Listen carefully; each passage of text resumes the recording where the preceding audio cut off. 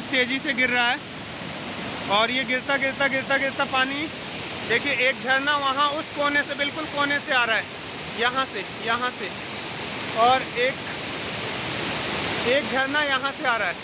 और ये सामने से ऊपर से आते हुए ये एक धारा है, और यहाँ से ये मेन झरना यहाँ से आ रहा है। कई धाराओं में है ये, और यहाँ से ये गिर के, और ये बहता बहता बहता बहता यहाँ से ये ऐसे बहता बहता यहाँ से आके गिर रहा है। अभी हम नीचे जाएंगे तो एक और स्टेप लेंगे।